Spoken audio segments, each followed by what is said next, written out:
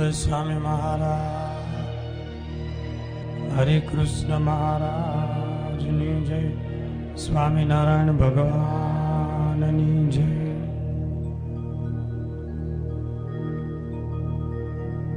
મંગલ મૂર્તિ મહાપ્રભુ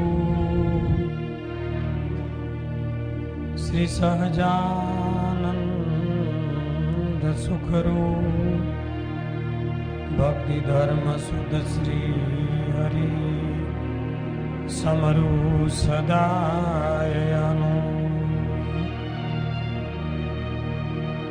પરમ કૃપાલુ છો તમે શ્રી કૃષ્ણ સર્વાધી પ્રથમ તમને પ્રાણમ નામ વારમવારમ શીશ નામ વારમવારમ શીશ. બોલો સહજાનંદ સ્વામી મહારાજ, હરે કૃષ્ણ મહારાજ.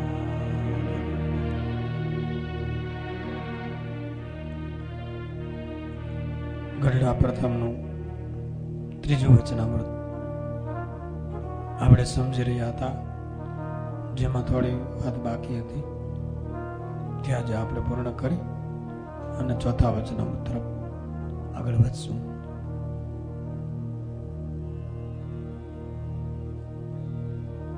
જેને ભગવાનના સ્વરૂપમાં પોતાના મનની વૃત્તિ અખંડ રહેતી હોય તેને પણ જે સ્થાનકને વિશે જે લીલા કરી હોય એ સંભાળી રાખવી. સાધુ, બ્રહ્મચારી, ભગવાનના ભક્તો એમની સાથે એને હેત રાખવું. ઉત્સવ સમયાને પણ સંભાળી રાખવા. કેમ કે અંતકાળે વિકટ એટલી પરિસ્થિતિ છે કે કદાચ ભગવાનનું સ્વરૂપ ભૂલાઈ ગયું તો સંતો, હરિભક્તો એમાં હેત હોય, લીલા ચરિત્ર યાદ આવી જાય તો એનું ઘણું જ રૂડું થાય અને ભગવાનનું સ્વરૂપ યાદ આવી જાય. અખંડ વૃત્તિ વાળા જે ભક્તો હતા, જેને ભગવાન વિના, ભગવાનના સ્વરૂપ વિના બીજો કોઈ વિચાર નહોતો, એવા પણ સંતો, હરિભક્તોએ કથા, કીર્તન, લીલા ચરિત્રો, ઉત્સવો એને હૃદયથી માણ્યા છે અને એનું ચિંતન કર્યું છે.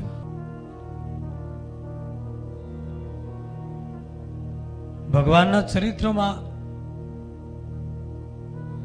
3 વસ્તુ છે, લખજો. પ્રથમ છે મધુરતા, બીજું મહિમા અને ત્રીજું ઉપદેશ.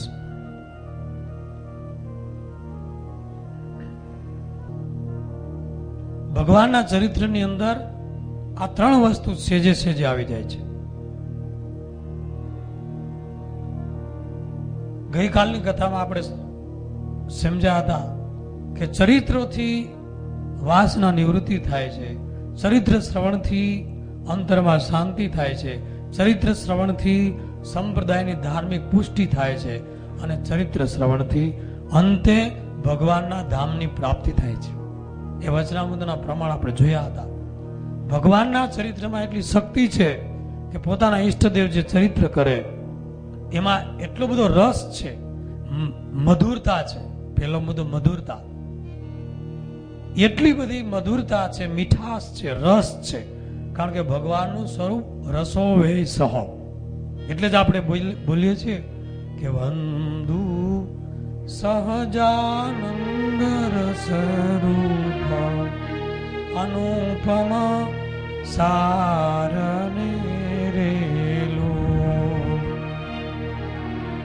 વંદુ સહજાનંદ રસરૂપ અનુપમ, જેની ઉપમા ન આપી શકાય એવો ભગવાનમાં રસ છે. તે દિવસે પૂજ્ય ભક્તિવેલ સ્વામીએ વાત કરી હતી ને કે રસ આખી સૃષ્ટિમાં જેને રસ મૂક્યો એ કેવા રસરૂપ હશે. આખી સૃષ્ટિમાં કાંટા, ભયંકર કાંટા હોય, એમાંથી સુંદર મજાનો ગુલાબ બનાવે છે. સુગંધ, રંગ અને શોભાથી ઝૂલતું કોમળ. કાંટા તો કરડ છે, બરડ છે, પણ એની અંદર કેટલું મુલાયમ, કોમળ અને રસરૂપ ફૂલ બનાવે છે. તો એ બનાવનારો કેટલો રસરૂપ હશે.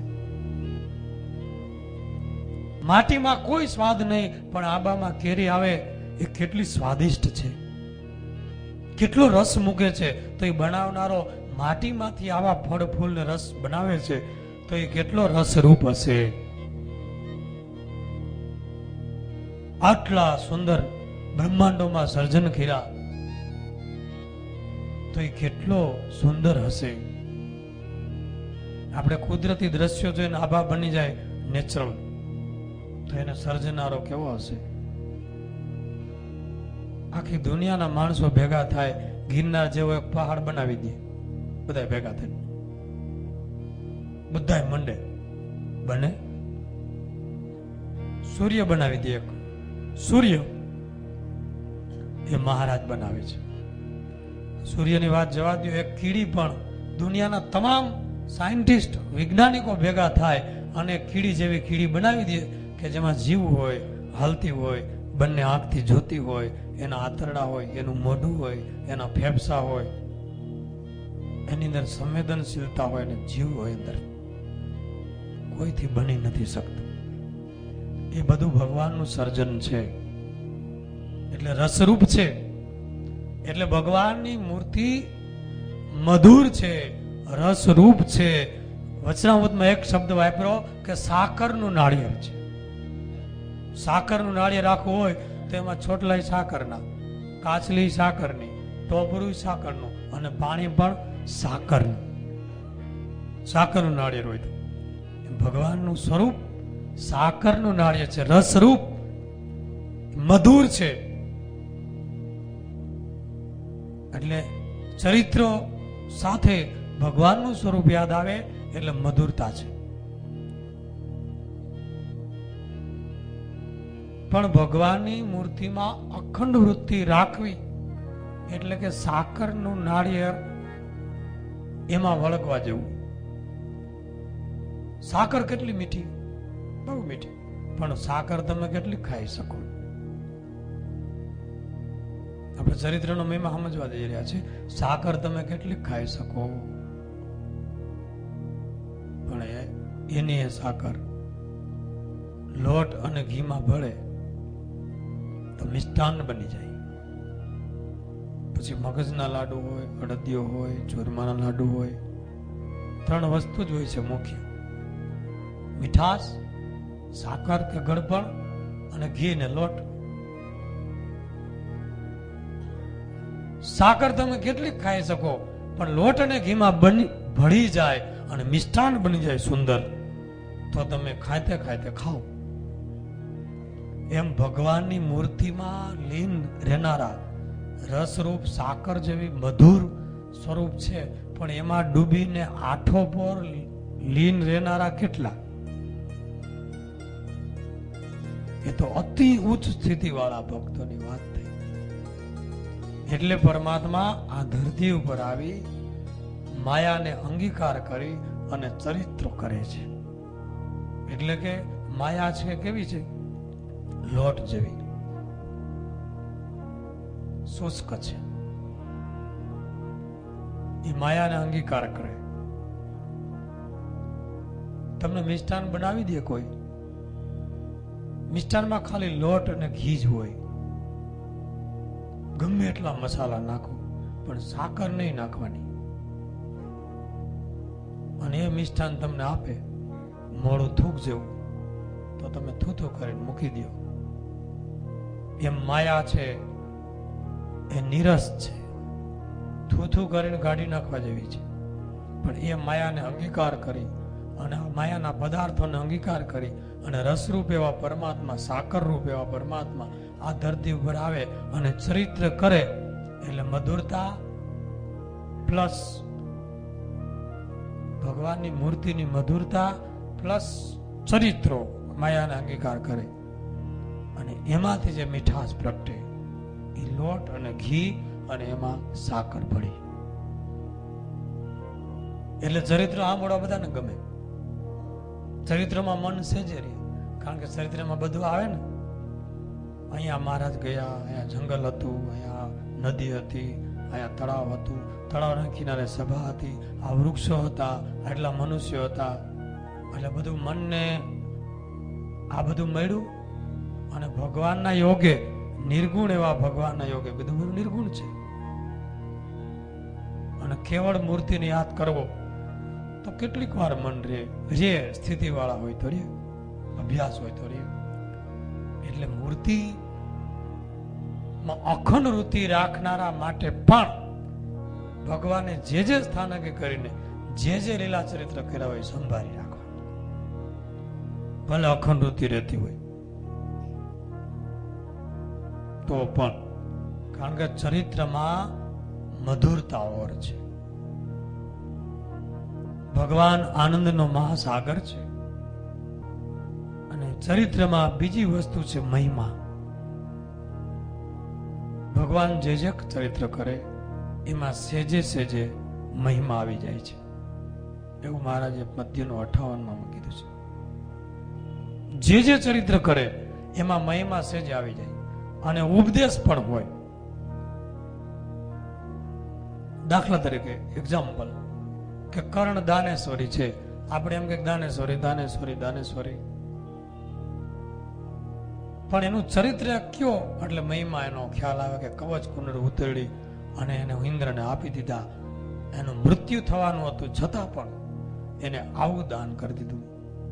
ખબર હતી કે ઇન્દ્ર છે બ્રાહ્મણના વેશમાં, તો એ કવચ કુંડળ આપી દીધા. એટલે એની દાનેશ્વરી છે પુરાણી કીર્તિ અને એનું ચરિત્ર દ્વારા એનો જે મહિમા વધે છે એ ઓર વધે છે. એટલે ભગવાનના ચરિત્રમાં વધુ મહિમા જણાયો છે ચરિત્ર દ્વારા. અને ઉપદેશ પણ સેજે હોય છે ચરિત્રમાં. કઈ રીતે? તો મહારાજનું વનવિચરનું ચરિત્ર લ્યો તો તપનો ઉપદેશ, વાતે વાતે ઉપદેશ આવે. ભગવાનને ચરિત્ર લ્યો તો કેવી મહારાજને કથામાં રુચિ હતી, તો આપણે પણ કેવી કેળવવી એવો ઉપદેશ આવે. મહારાજ કેવી સેવા કરતા લોજમાં અને મંદિરો થતા ત્યારે પણ, તો આપણને પણ સેવાનો ઉપદેશ મળે. મહારાજ જીણાભાઈને અંતકાળે અક્ષરધામની ગાદી આપતા બેઠા હોય અને એ ચરિત્ર સાંભળીએ તો એમાં કેટલો ઉપદેશ આવે છે. એટલે ભગવાનની લીલામાં ત્રણેય વસ્તુઓ સેજે આવી જાય છે: મહિમા, મધુરતા અને ઉપદેશ. એટલે ચરિત્રો કોઈ પણ સંજોગોમાં છોડવા જેવા નથી.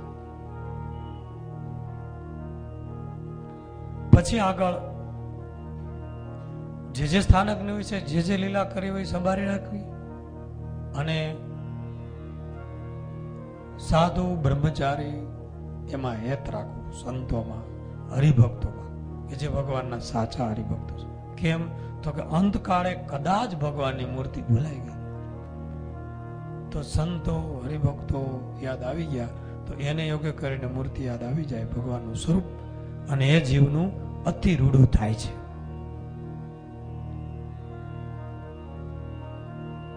એમાં બ્રહ્માનંદ સ્વામીનું પ્રસંગ ઘણા સાંભળ્યો હશે.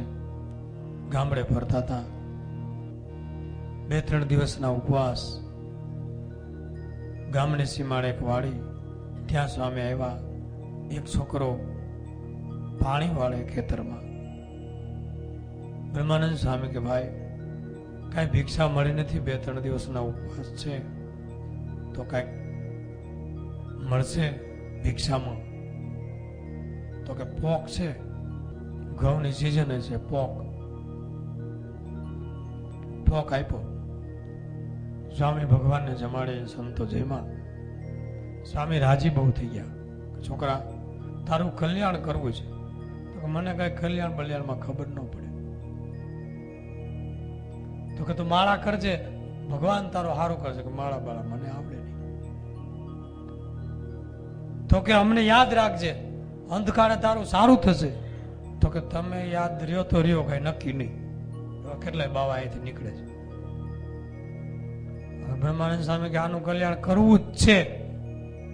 પછી બ્રહ્માનંદ સ્વામી પહાડી શરીર અને ફાન સરસ મજાની હતી, એવી ગોળ ગંભીર નાભી અને ફાન બ્રહ્માનંદ સ્વામીની. બ્રહ્માનંદ સ્વામી આમ લુગડું ઊંચું કરીને ફાઈન બતાવી કે છોકરા ફાઈન યાદ રહે. હા એ યાદ રહે હો, અને છોકરાઓને આવું બહુ યાદ રહે.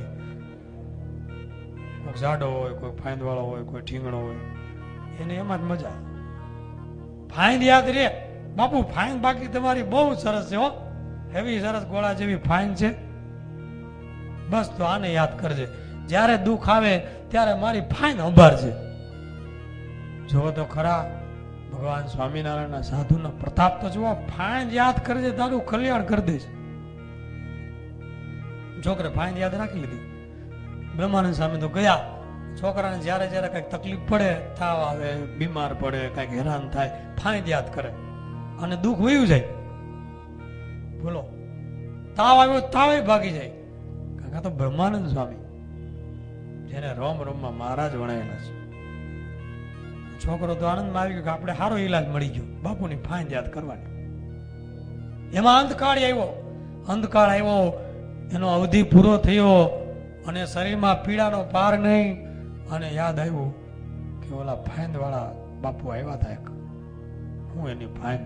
તો શરીરમાં પીડા સમી ગઈ અને મહારાજને બ્રહ્માનંદ સામે કીધું અક્ષરધામમાં, કે મહારાજ એક જીવને લેવા જવાનો છે વિમાન લઈને. મહારાજ કે કોણ જીવ? અમારો ભક્ત હોય તો અમને ન ખબર પડે કે એક જીવ દેહ મૂકે છે ને લેવા જવાનો છે? અમને તો કઈ ખબર નથી. બ્રહ્માનંદ સામે હસતા હસતા કે એ તમારો ભગત નથી. તો મહારાજ કે તો તમારો છે? તો કે મારોય નથી, પણ મારી ફાઈન નો ભગત છે. જો એને તેડવા જવો પડશે. મેં વચન આપ્યું તો હાલો. અને દિવ્ય વિમાનો લઈ અને બ્રહ્માનંદ સ્વામી મહારાજની સાથે આવ્યા છે. પેલો છોકરો આંખમાં આંસુ, એના બાપાનો પરિવાર આજુબાજુમાં બેઠો છે. હા જુઓ, જો ઓલા ફાઈન વાળા બાપુ સ્વામી આવ્યા. હા એને અરે એના ભગવાન છે.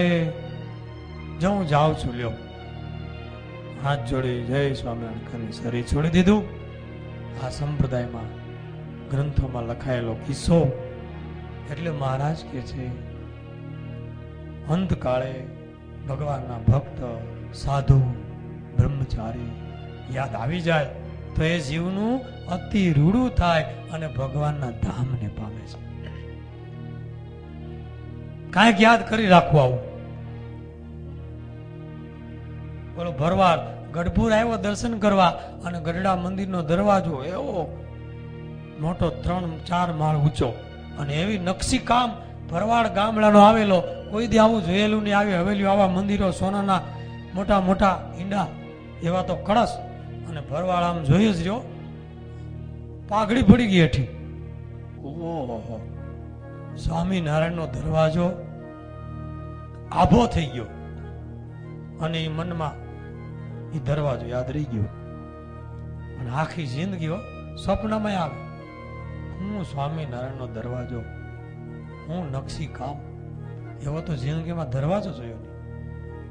અને એનો અંધકાળ આવ્યો ત્યારે ખુદ ભગવાન સ્વામિનારાયણ તેડવા આવ્યા છે. આવો ભાઈ અમારી સાથે. તમે કોણ? અમે સ્વામિનારાયણ. લે, તમે આવ્યા? મેં તો તમારી કઈ ભક્તિ કરી નથી. તો કે અમારા મંદિરના દરવાજાને તમે યાદ કર્યો છે. અમારા આ કલ્યાણનો અમારે એવો સંકલ્પ છે કે કોઈ પણ હિસાબે અમારા યોગમાં આવેલી કોઈ પણ વસ્તુને યાદ કરશે અને હું તેડવા આવું છું. આવો.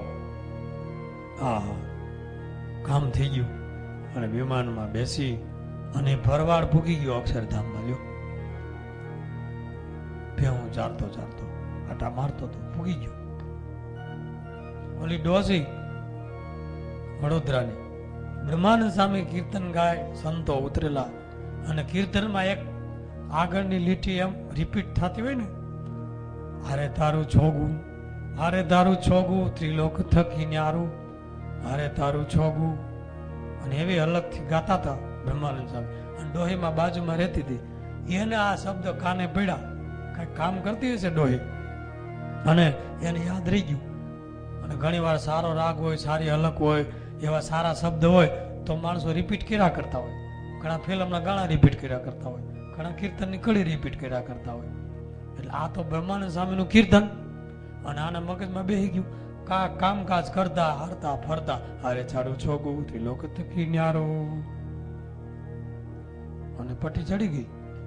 અને અંધકાર આવ્યો અને મહારાજ એ પાક ની છોગલા ધારી પ્રભુ બધાયરા, આવો ડોસીમાં આવો, અમારા ધામમાં લઈ જવા. એટલે તમે કહો અમે સ્વામિનારાયણ, અમે તો તમારું નામ કઈ લીધું નથી. તો કે તમે અમારું છોગલું આખી જિંદગી યાદ કર્યું. બ્રહ્માનંદ સ્વામી કે મહારાજ આ ડોહીના તો હું પૂન તમે તેડવા આવ્યા, ખાલી છોગલું યાદ કર્યું, તમારી મૂર્તિ યાદ નથી કરી. તો કે બ્રહ્માનંદ સ્વામી એક તો તમારું કીર્તન અને તમારા શબ્દ અને અમારું છોગલું, પાછું એને ત્રિલોક થકી ન્યારું કીધું.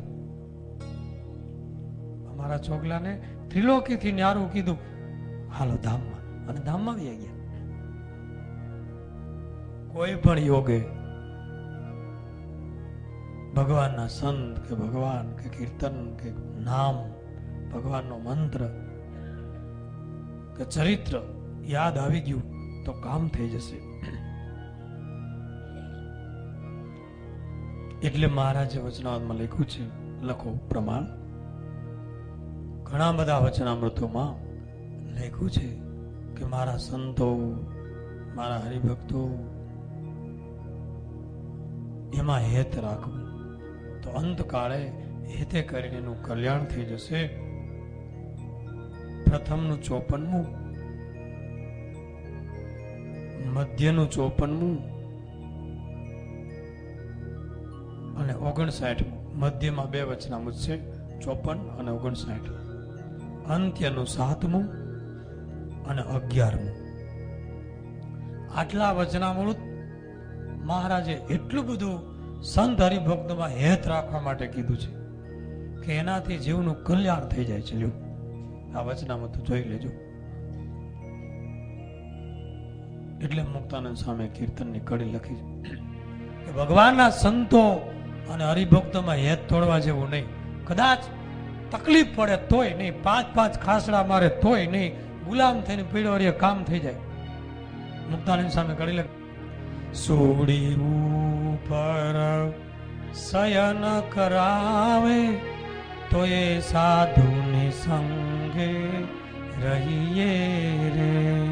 સુડી ઉપર શયન કરાવે તોય સાધુને સંગે રહીએ. સુડી ઉપર શયન કરાવે તો એ સાધુને સંગે રહીએ રે.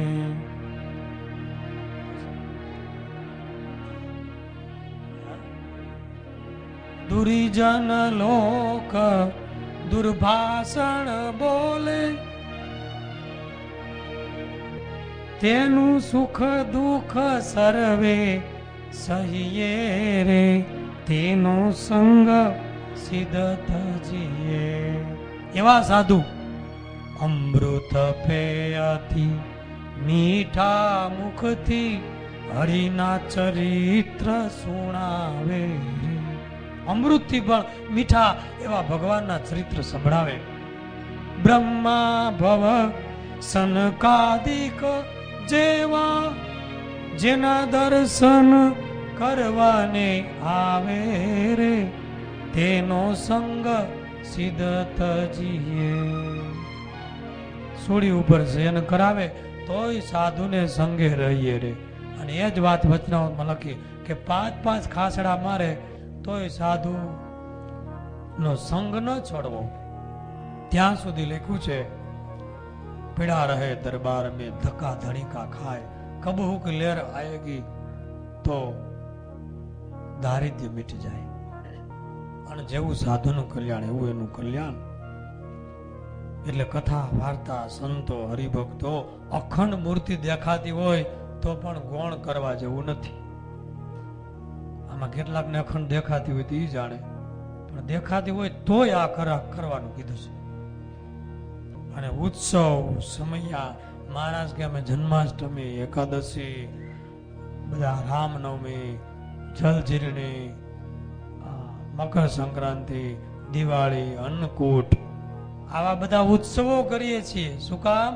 કે પાપીમાં પાપી જીવ હોય અને અંધકાળે જો એની સ્મૃતિ થઈ આવી તો એ ભગવાનના ધામને પામે, પરમ સુખને પામી જાય છે.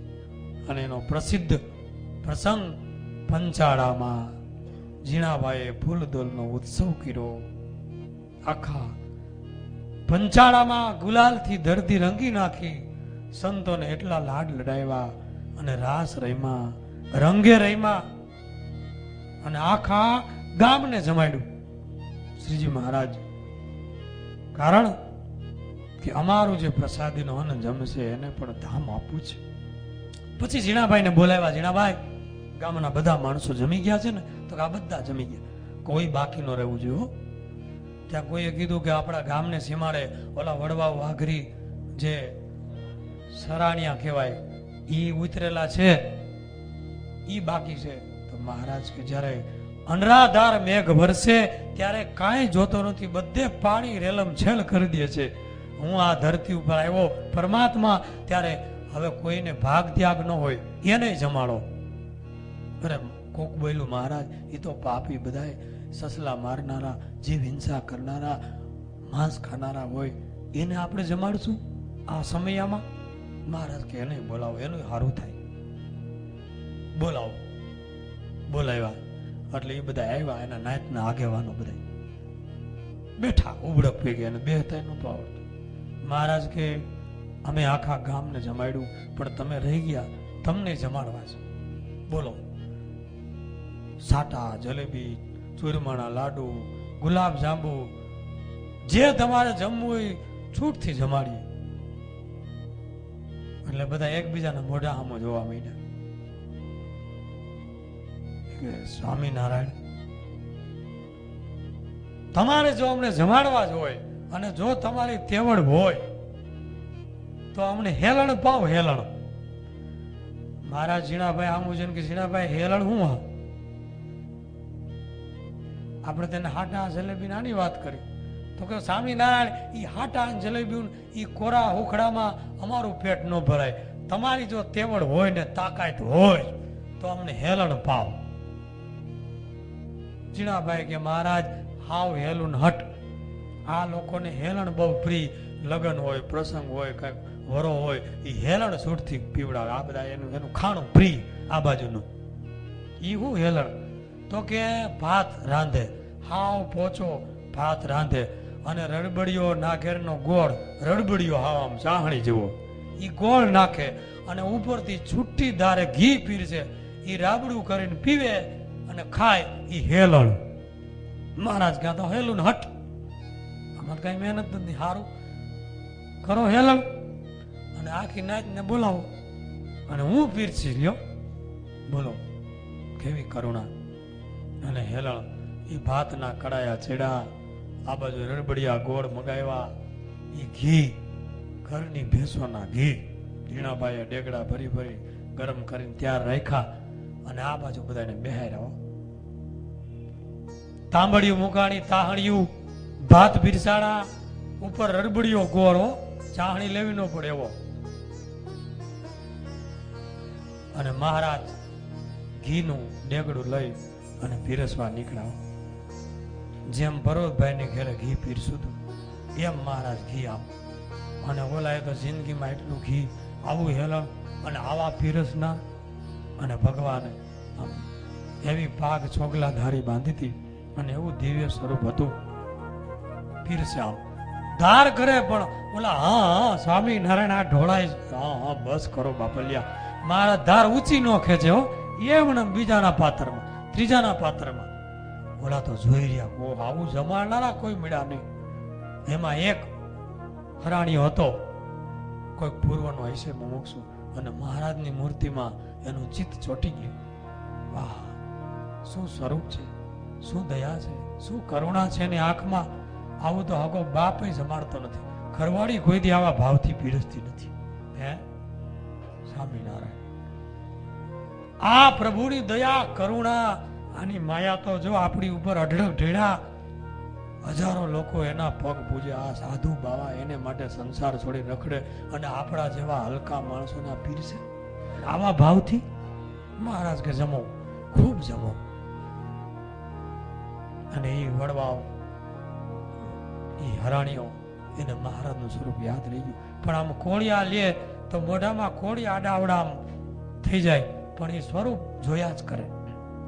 એ મૂર્તિ એના ચિત્તમાં ચોંટી ગઈ.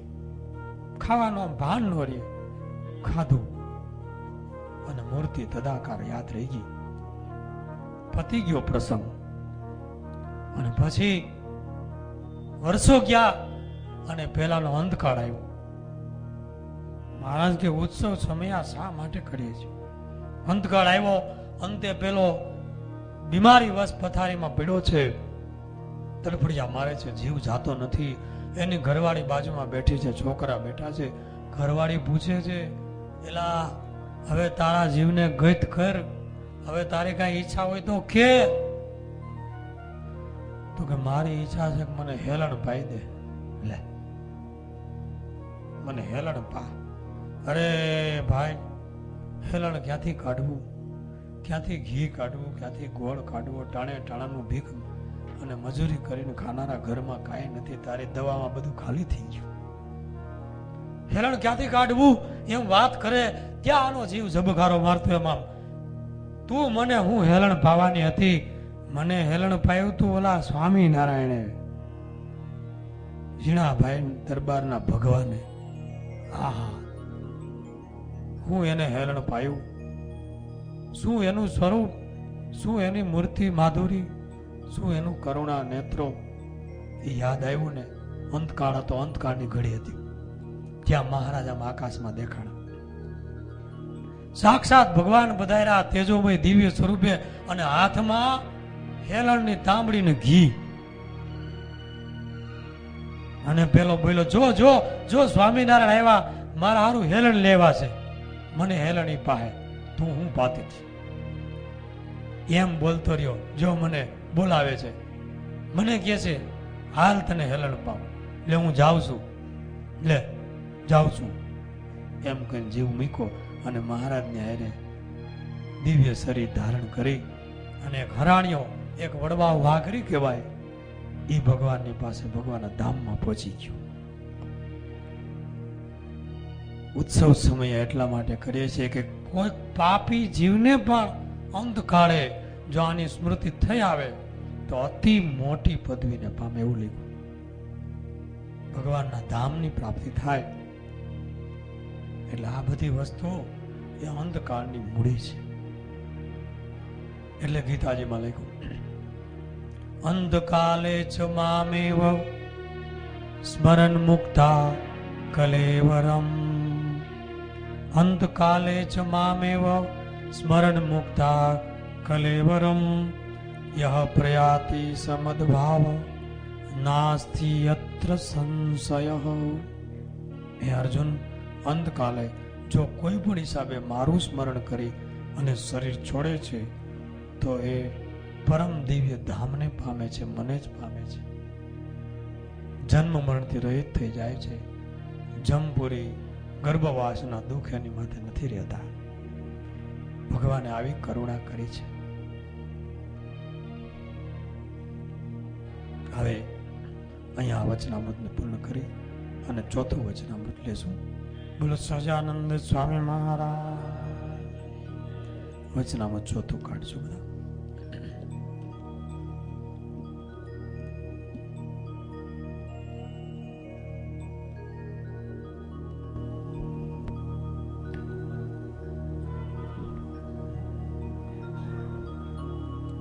વચનામૃત ખોલો ચોથું. સ્વામિનારાયણ હરે, સ્વામિનારાયણ હરે. સંમત 1876 માગશર સુધી સપ્તમીને દિવસ શ્રીજી મહારાજ શ્રી ગઢડા મધ્યે દાદા ખાચરના દરબારમાં વિરાજમાન હતા અને સર્વશ્વેત વસ્ત્ર ધારણ કર્યા હતા અને પોતાના મુખારવિંદની આગળ સાધુ તથા દેશ દેશના હરિભક્તની સભા ભરાઈને બેઠી હતી. પછી શ્રીજી મહારાજ બોલ્યા છે, ભગવાનના ભક્તને પરસ્પર ઈર્ષ્યા ન કરવી. ત્યારે આનંદાનંદ સ્વામી બોલ્યા છે, હે મહારાજ, ઈર્ષ્યા તો રહે છે. ત્યારે શ્રીજી મહારાજ બોલ્યા છે, ઈર્ષ્યા કરવી તો નારદજીના જેવી કરવી. જેમ એક સમયને વિશે નારદજીને તુંબરું, એ બે વૈકુંઠને વિશે લક્ષ્મીનારાયણના દર્શન કરવા ગયા. તે લક્ષ્મીનારાયણ આગળ તુંબરુએ ગાન કર્યું. તેણે કરીને લક્ષ્મીજી તથા નારાયણ એ બેએ પ્રસન્ન થઈને તુંબરુને પોતાના વસ્ત્ર આભૂષણ આપ્યા. ત્યારે નારદજીને તુંબરુ ઉપર ઈર્ષ્યા આવી છે. હું તુંબરુના જેવી ગાન વિદ્યા શીખું ને ભગવાનને પ્રસન્ન કરું. પછી નારદજી ગાન વિદ્યા શીખતા હવા ને ભગવાન આગળ ગાતા હવા. ત્યારે ભગવાને કહ્યું છે, તમને તુંબરુના જેવું ગાતા નથી આવડતું. પછી વળી શિવ ઉપર તપ કરીને શિવ થકી વર પામીને ગાન વિદ્યા શીખીને ભગવાન આગળ ગાવતા વા તો પણ ભગવાન એની ગાન વિદ્યા ઉપર પ્રસન્ન ન થયા. એવી રીતે 7 મન્વંતર સુધી ગાન વિદ્યા શીખાને ભગવાન આગળ ગાયા તો પણ ભગવાન પ્રસન્ન ન થયા. પછી તુંબરુ પાસે ગાન વિદ્યા શીખા અને શ્રી કૃષ્ણ ભગવાન આગળ દ્વારિકામાં ગાવતા હવા. ત્યારે શ્રી કૃષ્ણ ભગવાન પ્રસન્ન થયા ને પોતાના વસ્ત્રલંકાર નારદજીને આપ્યા. ત્યારે નારદજીએ તુંબરુ સાથે ઈર્ષ્યા મેલી. માટે ઈર્ષ્યા કરવી તો એવી કરવી છે, જેની ઉપર ઈર્ષ્યા હોય તેના જેવા ગુણને ગ્રહણ કરવા અને પોતાના અવગુણને ત્યાગ કરવા. અને તેવું ન થવાય ને જે ઈર્ષ્યાએ કરીને ભગવાનના ભક્તનો દ્રોહ થાય તેવી ઈર્ષ્યાનો તો ભગવાનના ભક્તને સર્વ પ્રકારે ત્યાગ કરવો. ઇતિ વચનામૃતમ. એવી રીતે ગઢડા પ્રથમ પ્રકરણનું 4થું વચનામૃતમ જે તે થયું. સહજાનંદ સ્વામી મહારાજની જય. અધ્યારે ગઢડા પ્રથમનું 4થું વચનામૃત વંચાયું. 3 વચનામૃતો આપણે પૂર્ણ કર્યા. 4 અંતઃકરણ છે: મન, બુદ્ધિ, ચિત્ત અને અહંકાર. એ અંતઃકરણની અંદર ભગવાને આ 4 વચનામૃતો સમજાવ્યા છે.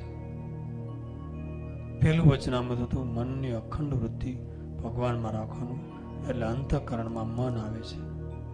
મન, બુદ્ધિ, ચિત્ત, અહંકાર. એટલે મનની વૃત્તિ ભગવાનમાં રાખવી, ચિત્તમાં જે જગત પડ્યું છે એના પ્રત્યે વૈરાગ્ય ભાવ રાખવો, એટલે બીજું વચનામૃત વૈરાગ્યનું આવ્યું.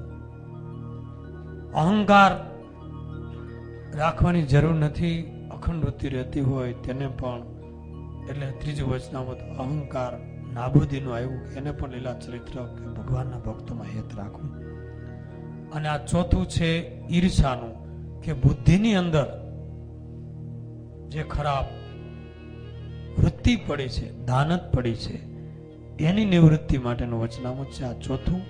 એટલે મન, બુદ્ધિ, ચિત્ત, અહંકાર, આ જે અંતઃકરણ છે એને માટે એક વચનામૃત મહારાજે લીધા છે. શાસ્ત્રની અંદર વિધિ અને નિષેધ આ 2 પ્રકારની વાતો આવે છે. વિધિ એટલે આમ કરવું, આમ કરવું, આમ કરવું, આમ રહેવું. નિષેધ એટલે આમ ન કરવું, આમ ન કરવું, આમ ન કરવું. વિધિ કરતા નિષેધનું મહત્વ વધારે ગણાયું છે. કેમ કે સારું કરો એના કરતા પેલા નબળું કરો છો એ બંધ કરો. એટલે શિક્ષાપત્રીની શરૂઆત 11મા શ્લોકથી નિષેધ વાક્યથી કરી છે. કશ્યાપી પ્રાણીનો હિંસા, કોઈ પણ જીવ પ્રાણી માત્રની હિંસા ન કરવી, આમ ન કરવું, આમ ન કરવું. આ છે નિષેધ વાક્ય. પછી વિધિ વાક્ય આવે કે પૂજા કરો, આમ કરો, કથા સાંભળો, આમ માળા કરો, માનસી પૂજા કરો વગેરે. અહીંયા આ ચોથું વચનામૃત. ઈર્ષા ન કરવી અને ઈર્ષા કરવી બે વસ્તુનું પ્રતિપાદન કર્યું. પેલા મહારાજ એમ બોલ્યા કે ઈર્ષા ન કરવી, તો આનંદાનંદ સ્વામીએ આપણા બધાના હૃદયનો ભાવ લઈ અને પ્રશ્ન પૂછ્યો. આનંદાનંદ સ્વામી જાણે છે કે જીવ ઈર્ષા મૂકી શકવાનું નથી, એટલે પૂછ્યું કે મહારાજ ઈર્ષા તો રહે છે. મહારાજ કે ઈર્ષા કરવી જ નહીં, ભગવાનના ભક્તને ઈર્ષા કરવી જ નહીં પરસ્પર. આનંદ સ્વામી કે મહારાજ ઈર્ષા તો રહે છે, તો હવે કેવી કરવી? ઈર્ષા જો જવાની જ ન હોય, એ વૃત્તિ જો બુદ્ધિમાં ઊંડાણથી જ ઉછળતી હોય, એના વિના રહેવાતું જ ન હોય, તો કેવી કરવી? એને માર્ગ બતાવ્યો, તો કે નારદજીના જેવી કરવી. જો કે ઈર્ષાને બદલે સ્પર્ધા ગણાવી શકાય. નારદજીના જેવી કરવી એ ઈર્ષા નહીં પણ સ્પર્ધા. કારણ કે ઈર્ષામાં 2 જણા દોડતા હોય રનમાં, કે 5 જણા દોડતા હોય, તો સ્પર્ધાની અંદર એવું હોય કે પોતાની તાકાત લગાડી અને આગળ નીકળી જવું. ઈર્ષામાં એવું હોય કે તાકાત દોડવામાં નહીં, કે બીજાનો ટાંટિયો ખેંચવામાં લગાડી અને બીજાને પાછો પાડી અને આગળ નીકળી જવું. આનું નામ ઈર્ષા કહેવાય. પણ અહીંયા નારદજીના જેવી ઈર્ષા કરવી એની જગ્યાએ સ્પર્ધા ગણાવી શકાય. કે તુંબરું ગાન વિદ્યા શીખા હતા, એવી ગાન વિદ્યા શીખા, પણ તુંબરું પાસે શીખા, ત્યાર પછી નિવૃત્તિ થઈ.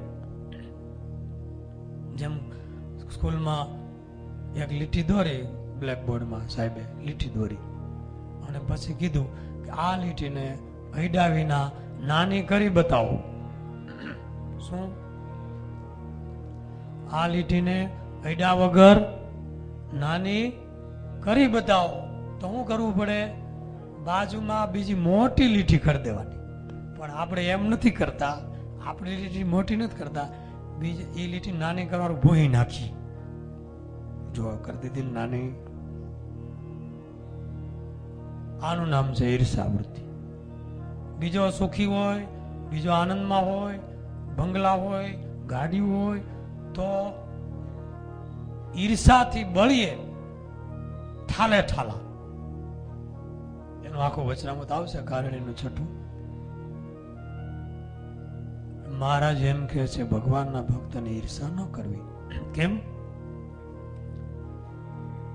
તો તમે એમ કહો છો કે અમારે તો અખંડ ભજન કરવું છે, અખંડ વૃત્તિ રાખવી છે, અને આ ઈર્ષાની ક્યાં વચ્ચે વાત આવી? અમે તો અખંડ ભજન કરનારા છીએ. ઓરડાની અંદર, ઘરના ઓરડામાં સ્પ્રે છાંટો, સુગંધી સેન્ટ છાંટો, સરસ મજાના ફૂલ બિછાવો, એ જરૂરી છે. એટલું જ જરૂરી, પેલા ઓરડામાં ગંદી વસ્તુ છે એને બહાર કાઢો. એઠવાડ પીડો છે, હેન્ડનો ગંધાય છે, એને બહાર કાઢો. લુગડા ગંધાય બહાર, અંદર પીડા, ઈ બહાર કાઢો. અંદર મરેલું ઊંધેડું ગંધાય છે, ઈ બહાર કાઢો. અને પછી કાંઈક સુગંધી દ્રવ્યો છાંટો. એમ અખંડ વૃત્તિ રાખવી છે, અખંડ ભજન કરવું છે, અખંડ લીલા સંભાળવે છે, એ વાત સાચી. પણ અંદર મરેલા ઊંધેડા પીડા છે, ઈર્ષાના ને દ્વેષના ને રાગના ને ક્રોધના, એને થોડો હાવણો મારીને પેલા સાફ કરી આંગણું, પછી કાંઈક આ બીજ રોપીએ તો કાંઈક સુગંધની વધારે મજા આવશે. એક ભાઈ કૂવો ગાળતો તો, કૂવો ઊંડો ગયો, પાણી ખૂબ આવ્યું, કૂવાનું પાણી એટલું બધું ગંધાય, કોઈ હિસાબે ચોખ્ખું ન થાય, ઉલે મોટરું મૂકીને થાય. પછી એક મહાત્માજી પાસે ગયા કે પાણી બહુ ગંધાય છે, શું કરવું? તો કે એક કામ કરો, 2-4 મોટરું એક સાથે મૂકીને બધું પાણી ઉલેચી નાખો, એટલે ગંધારું પાણી નીકળી જાય. એમય કર્યું તોય પાણી ગંધાતું હતું. તો મહાત્માએ અંદર જોયું તો મરેલા કૂતરા પડ્યા હતા, 2 બાંધીને પડી ગયા હતા. પેલા કૂતરા કાઢો, નહીં તો પાણી જેટલું ચોખ્ખું આવશે એ દુર્ગંધયુક્ત થઈને બહાર નીકળશે. ગમે એટલું ભજન, ભક્તિ, સ્મરણ, સેવા, દાન, તપ, યજ્ઞો કરીએ, પણ અંદર જે આ મલિન વૃત્તિઓ પડી હશે જ્યાં સુધી, ઈર્ષારૂપી મરેલા કૂતરા, ત્યારે ગમે એવો મોટો ભગત હોય છે, ગમે એવો મોટો સાધુ હોય છે, તો એ અંદરથી એ મરેલા કૂતરાની દુર્ગંધ નીકળશે અને પ્રવાહ જે આવશે એ દુર્ગંધયુક્ત આવશે. એટલે વિધિ કરતા નિષેધ પહેલા એટલા માટે કે પહેલા ખેતર ચોખ્ખું કરો, પછી વાવણી કરો. ચોખ્ખું કરતું વચનામૃત છે. આ ચોથું વચનામૃત કે અંદર જે ઈર્ષાવૃત્તિ રહી જાય છે એને દૂર હટાવો અને પછી જે આગળ તમને વાવણી કરી છે એનો તમે ઉપયોગ કરજો. એટલે આ વચનામૃત માટે આગળ આપણે સમજીશું. અહીંયા સમય થઈ ગયો છે એટલે વિરામ આપીએ. બોલો સહજાનંદ સ્વામી મહારાજ, હરિકૃષ્ણ મહારાજ.